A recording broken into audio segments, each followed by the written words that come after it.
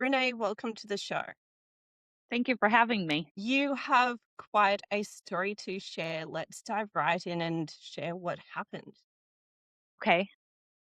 Basically, let me start with, have you ever had that voice inside of you that says something's not right, right? Or don't go that way or you shouldn't do that? Have you ever had that voice and you didn't listen? Yes. That was me. On the morning of September 14th of 2023.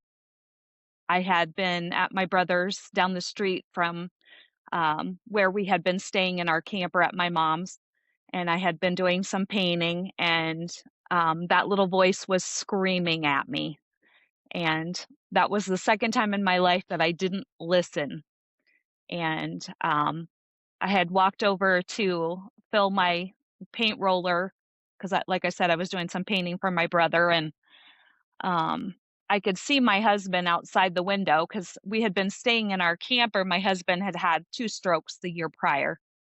And so my husband was a truck driver and we were living in our camper at my mom's so my husband could drive truck again for my husband after he recovered from all of his strokes. And so I had looked out the window and I seen him take the dog leash off of the camper, the outside dog leash. And I didn't think anything of it at that second. And then I went back to painting and um, within minutes, my alarm bells were just screaming at me, and, they're like, "Something's not right, you need to walk back."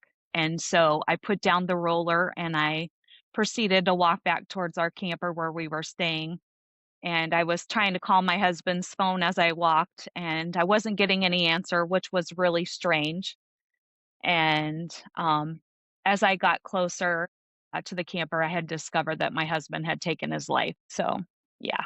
Does that he had taken his life?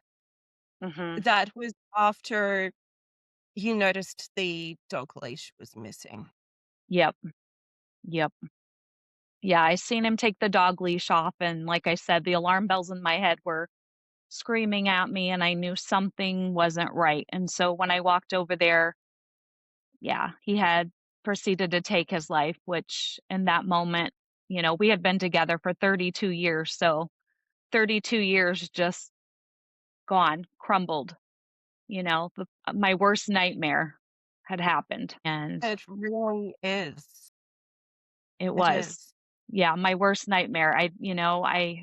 And so I proceeded to, try to give him CPR and till the paramedics came and, yeah, and then the rest of the day was just kind of a blur, and, um, for the next 2 weeks, it was even hard to breathe because in that 32 years we'd been together, we'd never been apart more than 2 weeks. And I didn't know what to do, everybody kept telling me, "Renee, just keep putting one foot in front of the other," and I could barely breathe, so it was literally minute by minute, hour by hour, day by day, I was just getting by, so, What happened leading up to this? Was he depressed? um well, like I said, he had had 2 strokes, he had gotten sick at the end of 21 with pneumonia and went into the hospital. And, while in the hospital, he had had 2 strokes, and so, that let because he actually got better pretty quickly, but then the strokes happened, and so he was in the hospital for 88 days, and by the time he got out, he had no muscle mass left, he basically had to learn how to do life all over again, and so he went through 6 months of physical therapy and to get his life back, and he did really well, and he went back to driving truck, but he didn't have his upper mobility back, so he couldn't get up on a truck and tarp it yet. And so my brother owned a trucking company, and so that's when my brother said, "Hey, why don't you come home and bring the camper, and I can put him to work, and he doesn't have to get up on a truck and put him back behind the steering wheel again," which is what he loved to do, right? That's all he ever wanted to do is drive a truck. And, I had noticed the weeks prior, something was really weighing on him, and I know that he was really struggling, I think, with directions. right? And thinking, "Hey, I'm not sure how much longer I'm gonna be able to do this," right? And which meant, "Okay, now what am I gonna do and how am I gonna take care of, my family," right? And so, So if you're like directions driving, yes, yeah, he was really getting mixed up. Yeah. So, yeah. that's a theme that a lot of people can relate to because a lot of people, whether they get older or something happens to them, they suddenly can't do the thing that they knew how to do and identified with. Mhm. And that's, I think, something we all need to reflect on for a moment. I want to really allow space for the listeners to absorb that. We need to really allow space for people when they are struggling to do the thing that they enjoyed, they did well, and that brought them meaning. What do you think it was for him that brought him so much joy driving? Was it going to all these different locations? Was it feeling helpful? Was it something else? I'm not quite sure. He just, like I said, that's all he ever wanted to do, is just to drive. He enjoyed driving. He wasn't a long haul driver. He usually drove locally. He hauled a lot out of like sawmills and stuff. But he just loved it, right? That was his thing. And he had had an episode a couple days prior to this happening where I believe he had another stroke, and that led to, he had I think he had just given up at that point. Um, so yeah, I mean, there were signs, definitely there were signs there. Obviously, hindsight's 2020, right? We wish we could go back and, when we see those signs that, but you never think, and anybody that knew my husband knew that he wasn't, that just wasn't his character, right? Like he was the happy go lucky guy that everybody loved and wanted to be around, and so it wasn't in his character. So that's not something you would have thought that he ever would do, you know. So, How but did you sorry. sorry, go ahead. Um, ok how did you find peace with the new reality after he left? Um, it took a little bit. So like I was saying to you earlier, I wasn't sure.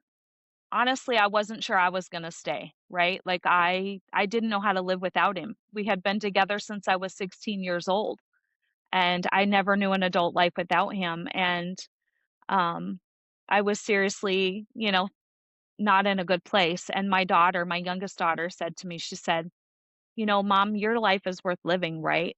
And that was the first time since he had passed. That was probably about a month in that I was like a light bulb moment, right? Like, wow, because I had basically lived my life for my kids and my husband.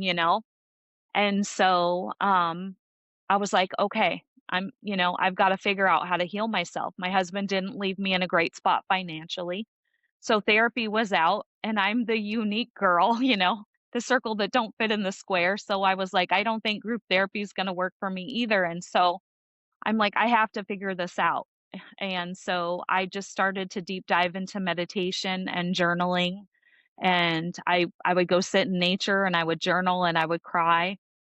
And what I was discovering is the more I went into meditation, um, then that's when I started making a connection with my spirit guides, and they were giving me messages. And the first message they ever give me is, what heals you will heal others. And somehow instinctively I just knew that was going to be lead me to my purpose, why I had to go through everything that I went through. And that just ended up taking me on a whole nother journey that I never ever expected, ever. What heals you heals others. That's crucial. And I can share with you that I've explored so many types of forms of looking after ourselves on this show, but it's very occasionally that someone has explored grief in this way.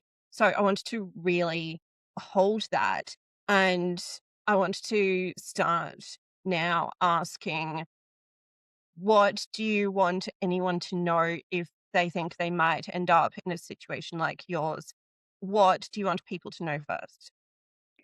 Um, Basically what I've learned through my journey, it's been about 2.5 years, and what my biggest takeaway from all of this is that the things that we go through in life aren't happening to us. They're happening for us. And that was a pivotal moment for me when my guides were like, "Renee, you're not this isn't happening to you.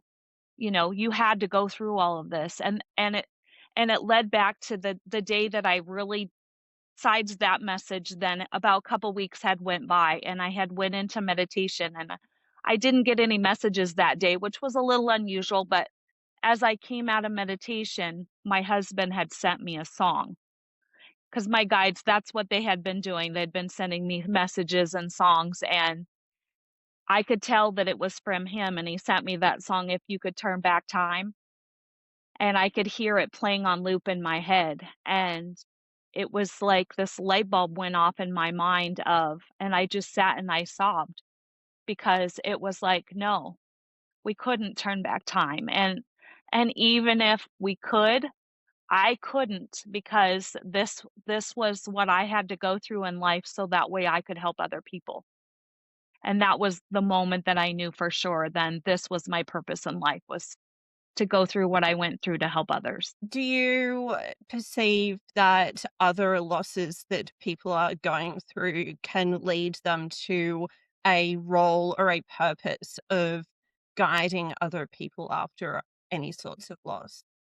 Absolutely. Absolutely, right? Like, you know, I've now since been online, and, I'm on TikTok live 4 nights a week, and I'm on there and I'm helping people through loss, and, that's my goal, is to just help people, and to make people realize that, like I said, you everything in life is about your perspective and how you look at it, right? And you can look at it that, everything that you're going through is, "Oh, poor me, it's happening to me."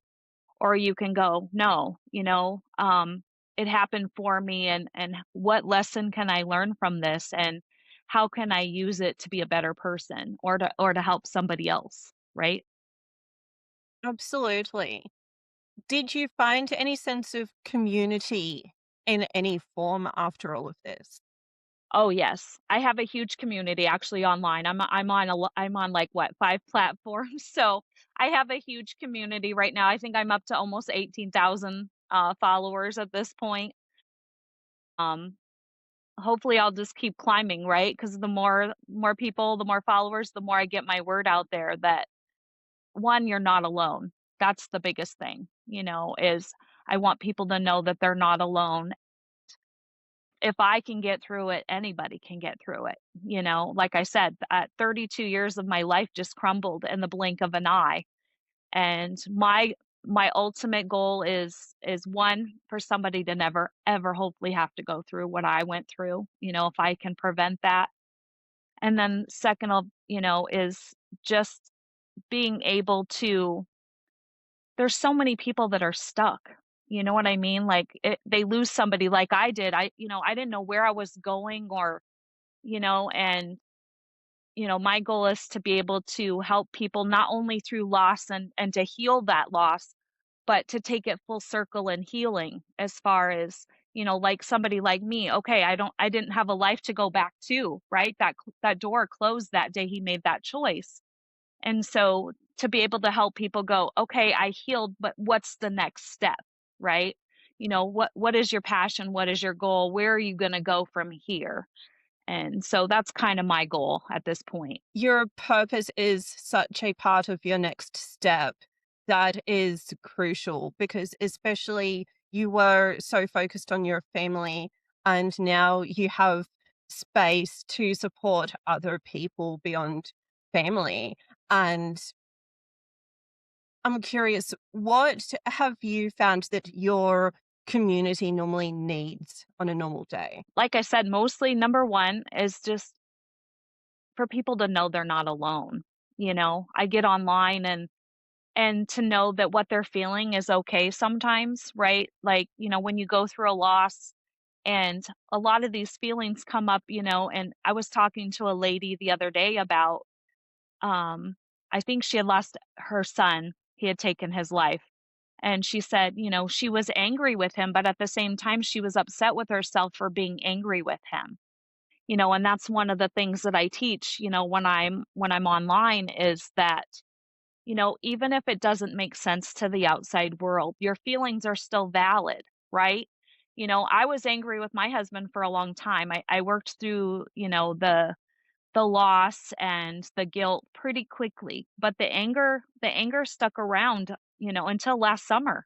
It was last fall before I finally was able to journal to him and to say, I forgive you. I forgive you for leaving me. And here's the thing is I know that he wasn't in a good place. You know that logically, right? That's the logical mind, right? Saying that, I know where you were, but the heart says something different, right? Just like that mother, her heart is longing for her son and she's angry that, she no longer can hug him. And but the logic in us says, well, that's wrong, but it's not, And so, that's what I do. I get on and I tell people, it's okay. You're not alone. It's okay to feel what you feel. Your feelings are valid. But my biggest thing is, my grandma always told me, she said, there's two types of people. There's those that make excuses and there's those that find a way, and I could have laid in my bed for a year and a half and said, feel sorry for me and I lost my husband and my whole world and but instead, where would that have gotten me, right? You know, it's just easier to get up, and I tell people all the time, it's okay to have a moment. Maybe you have 10 moments through the day, you know, but it's about not unpacking and living there, getting up and okay, what am I going to learn from this? Changing your perspective and keep moving forward. You keep moving forward. So part of what anyone can do is have a moment and then get up. Yep. I know that sounds Sometimes, harsh. That was my grandma's thing, no, it reminds me of that old phrase, pick up your mat and walk. Heard that one. My grandma always used to say, "Have your pity party, girlie. Now pull up your big girl pants and let's go." Yes, pull up your big girl pants. Right. Do you find there's a discipline in that, in just saying, okay, you can feel the feelings, now get up anyway? Yes. Yes. Yep. Because you have a purpose here. Everybody has a purpose here.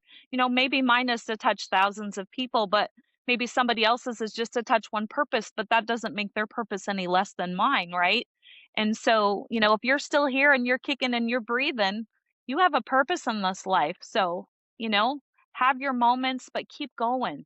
Keep going because your life is important. And that's the other thing is reminding people that their life is important too. Just keep going. Do you find that structure helps in the day when you are keeping this discipline within your purpose? Yes. Yes, for sure. How do you make that happen and stick with it? Um, I just ever since then, I'm a big meditation girl. So I get up, I do my meditation. Part of that for me is like I said, I talk to my guides, and so daily I'm putting out messages that I get from my guides. So that's the first thing I do. I get up, I do my meditation, and I focus on, like I said, okay, what do I got to do to be better me today, than I was yesterday and who can I help today? So that keeps me going every day. That question at the start of the day, you ask, "Who can I help today?" Yep. Yep. That is significant because we live in a culture and a world where people are normally just wondering what can they get for themselves in a day. So it sounds like part of what elevates your purpose is to return to a service mindset. Mhm. Yeah. Yep, if you always go back to my thing is gratitude, on the days where I am struggling, I go back to gratitude. I write in my gratitude journal, and then that always, refocuses me back to, okay, Let's do this. Who can we help?" So let's do this. That's amazing. Thank you. And do you get any community aside from your followers online? Anything local? I haven't really, my kids and I are starting a foundation for my husband. We haven't quite got that off the ground yet, but that's in the works. We got our mission statement and our board figured out. We just got to get all of the, the ins and outs of the legal stuff figured out. But yeah, we're in the works for that. So, That's amazing. Tell me more about that. basically, it's going to be called The Door's Always Open, and it's going to be a suicide foundation outreach for the community. One of our big goals is to start young, right? We have so many youth that are checking out on us, because they feel alone, right? They don't feel like they don't have anybody. And so one of our goals is to get into the schools, and to start young and say, look, you changed somebody's story. And that's what I think people don't realize is, when you're in that bad place, you don't realize you think that you're taking away your pain, but you don't realize that you're changing somebody's story. Like my husband, he didn't just change my story, he changed my kids' story, my grandkids' story, his friends' story, and to be able to get, if we can get into the schools and start young and say, look, you're not alone, and maybe you feel alone now, but you won't always feel alone and you won't always be in this place. There is hope. There is. But just being there for communities and, being a safe place for people to go, if they are struggling, and so they know that they're not alone. So that's our goal. Which things do people need to keep in mind when they are supporting someone who is heading in that direction? I know that they need to be very mindful of how they approach it. What do people need to know?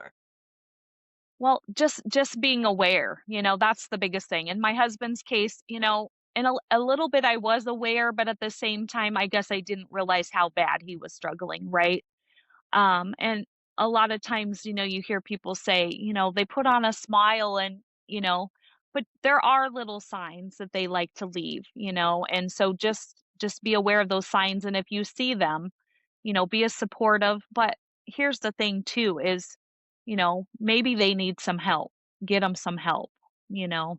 That's the big thing is to lead them in the right direction and always just so they know they're not alone, and that they are worthy and their life is worth living. And like I said, they would change somebody's story and they would be missed. I get online every day and I tell people, you would be missed, somebody will miss you. Someone will. Yes. Yes. So the books. Yes. We want to be mindful of how some listeners could be more or less spiritual, but it's a good time to ask, what do you talk about in the books? Okay, so my first book is just going to be a compilation of the last 2.5 years of the messages that I got from my guides. And they're just positive, uplifting messages. That's the first one. And then the other book is going to be, it's called My Journey Back to Myself. And it talks about my story and where it's kind of led me. Going through the story. That's really crucial. The positive messages in the first book, are they little bite-sized things? How do you know that someone might benefit the most from consuming that? Will it be an affirmation at the start of the day that they read into the next one, or is it something else? It could be something like that, right? Because they're all different, right? So one day it's just, it's like a life lesson for you, and then the next day it's just a little bit of inspiration. Maybe it's something where they can just, go through, like you said, every day and pick something out that just resonates with them, right? That's what the message that they need to hear. Cause that's what I believe. I believe everything in life happens for a reason, right? And so, if you're open this book and that right message is going to pop out at you at the right time when you need it. You'll see what you need to see. We've Yep. all had that moment when a song plays nearby or we see a chunk of a book at the right time. So people see what they need to see. Yep. Exactly. And I believe, the divine, whatever it is you believe, like I said, puts that right in your view, right when you need it. Absolutely, absolutely. Was that connection with some sort of divine crucial for your healing? Absolutely. Absolutely. Every day, and they're the ones that guide me. I live my life now, when it first started, what they are like, you need to put these messages out to the world. And I was like, okay. And so I was just at the time just kind of fooling around with like Facebook Live and I put it out there. And then my guides are like, oh, no, no, no. You need to be doing reels every day. Right. And I'm very technologically challenged, so I was like, "I don't even know how to do a reel," and so that first, Christmas, I went to Christmas with my kids, and I said to my granddaughter, she was a preteen at the time, and I said, "Can you help grandma figure out how to do a reel? Because I don't know what I'm doing." And so she showed me how to do a reel, and of course, I my guides were still, they were nudging me. They were like, "Renee, you need to be getting your story out there." And I was like, "Yeah, yeah, I don't know if I wanna do this, right?" I was leery. And so come January then, because 'cause they're very persistent. If you know anything about spirit, they're persistent. Come January, I started putting reels out on Facebook and Instagram, and then February came around and they're like, "Now you need to be on TikTok." And I'm like, "I don't know how to be on TikTok."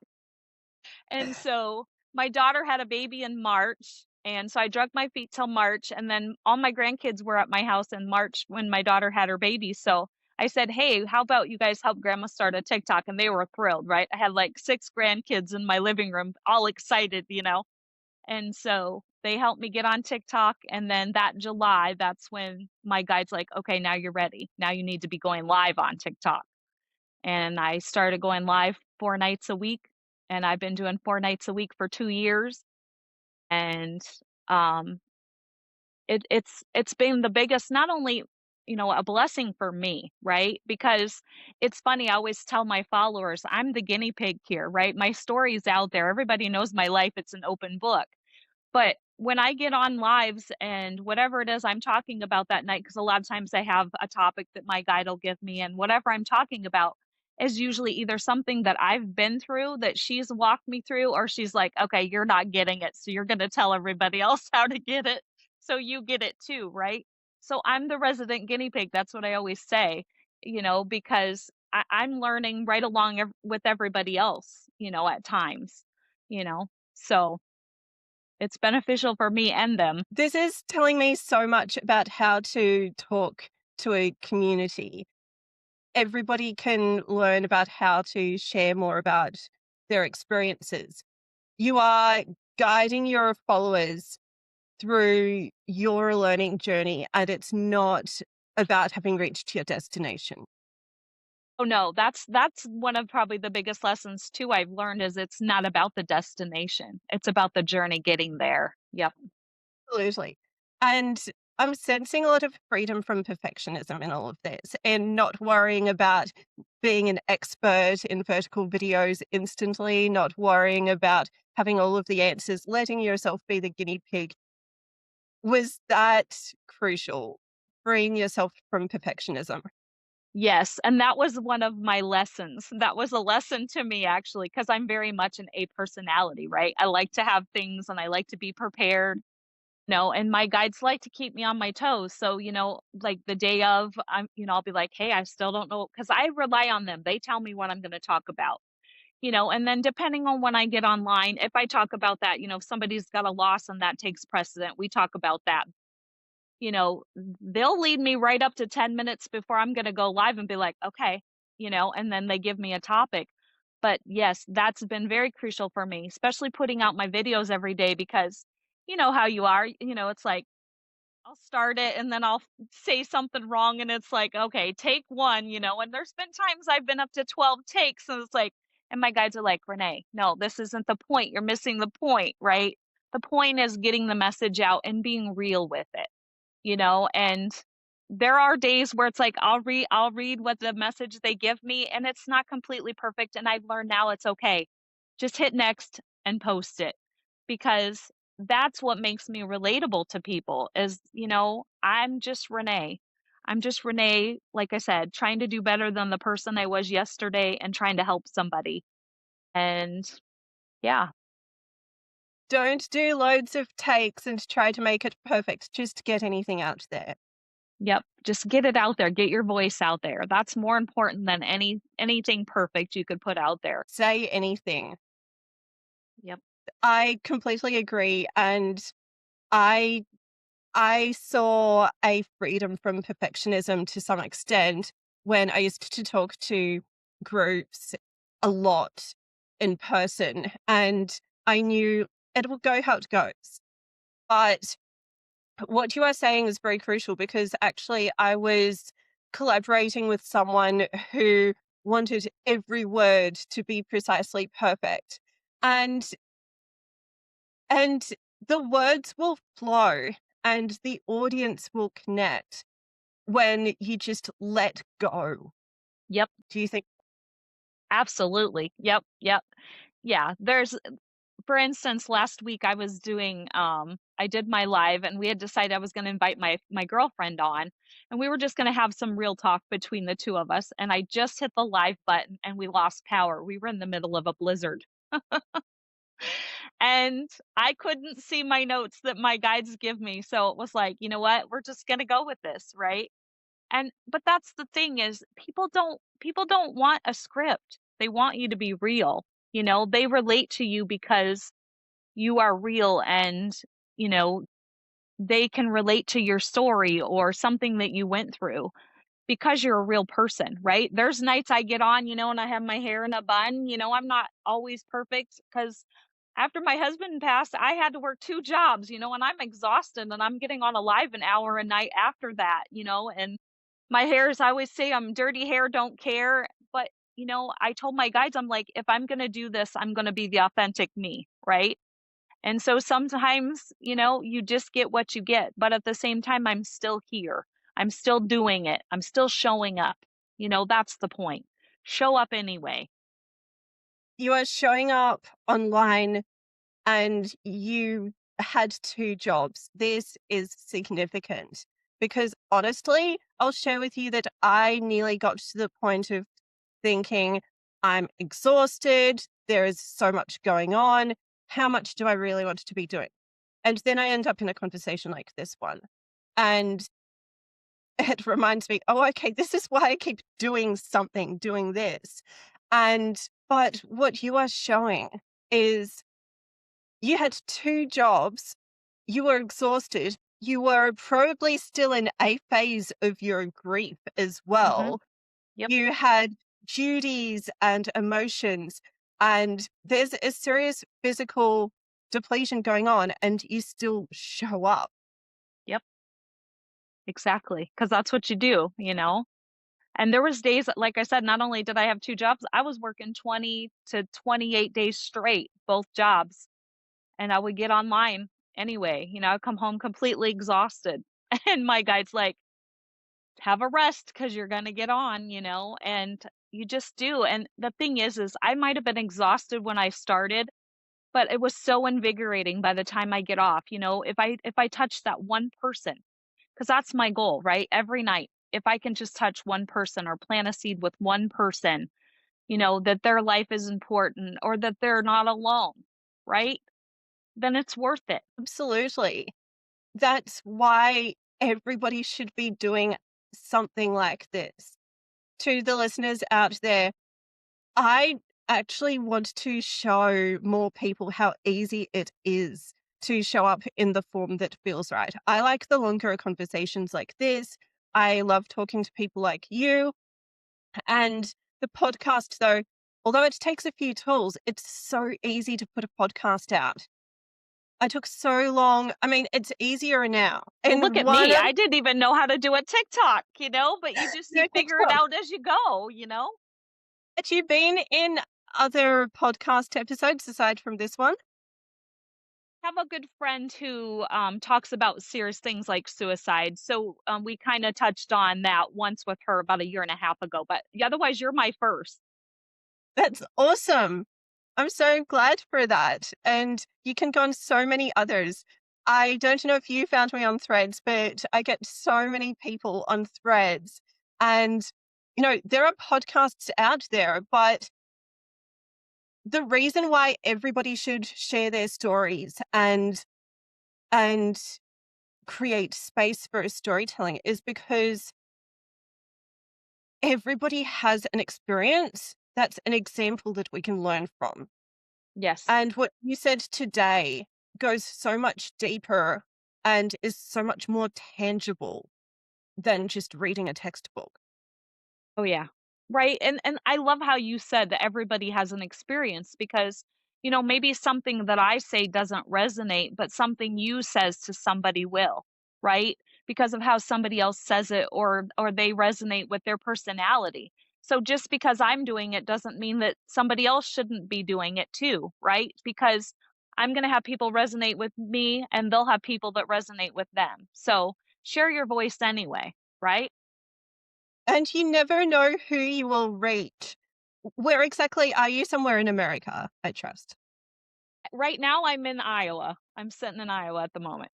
Not my favorite place, but, I'm starting over. I'm learning how to put my life back together. I know the feeling a lot, and that's I feel so inspired by you, even though you are where you are, you you trust that you can start over and see where that leads. Are you trusting in the unknown a bit and saying it could end up wherever it ends up? I just know and I guess I hadn't told you that part. I've had visions of my future, so I kinda have an idea where I'm going. They don't tell me everything, but I have an idea where I'm going, but yes, I learned to stop having that tug, right? That tug of war with the divine, God, universe, whatever it is that you believe, right? I stopped having that tug of war because, like I said, I drug my feet and I drug my feet and then and then I end up doing it anyway, and I wouldn't even be here where I'm at with my followers. And, I don't even think of them as followers. A lot of them are my family, right? Like I talk to them on a daily basis and we message and, but I wouldn't have that had I not listened, right? Had I not just went with the flow. And so that's kind of where I'm at, I honestly I just wait for that next step. And I just actually the reason why I came back to I'm in Iowa is because this is where my husband passed and I had one piece of my healing journey that was left. And I was struggling really bad with PTSD and flashbacks of that day and, my guide said, "You have to go back and do full circle healing."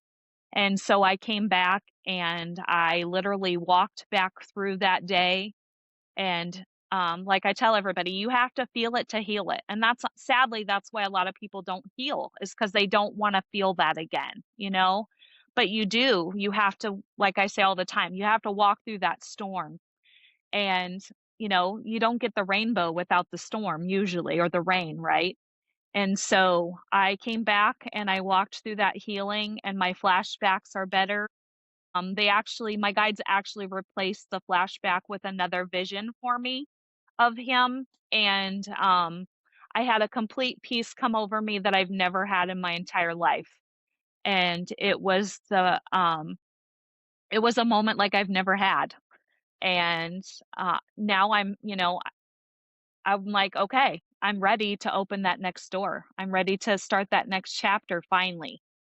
So, that's why I'm I here. asked, I asked earlier about making peace with the new reality, and it sounds like part of how you did that was going back to where everything happened and not not avoiding it, being Yeah, face that's to face with that space. yes.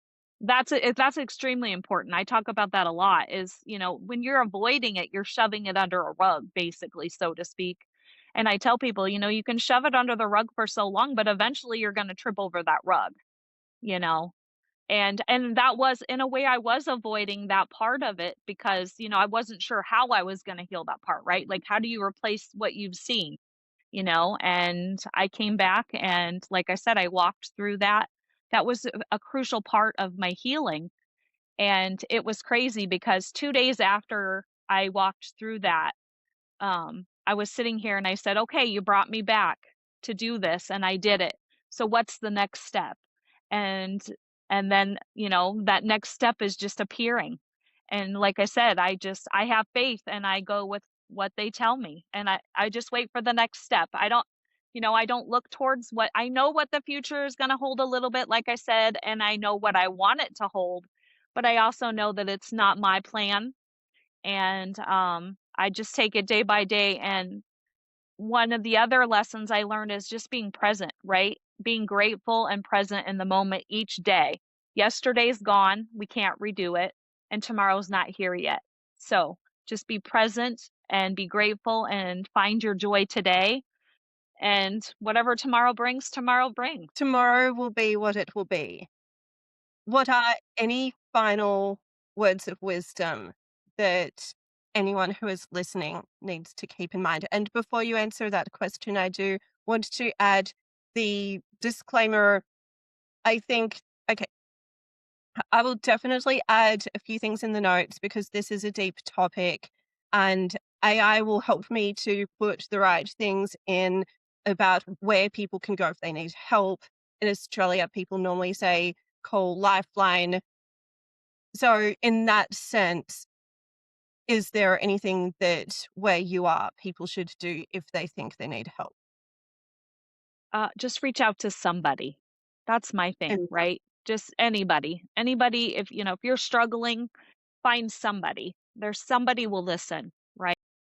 I had a guy on my TikTok here a couple months ago that he had lost his wife and he was struggling, and I spent the whole hour just talking to him and telling him that, his life was important.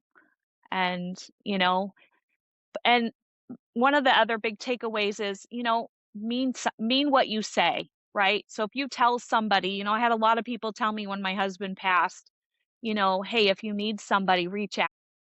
And I actually did that. And that's hard for me because I'm not one of those people that, like to ask for help.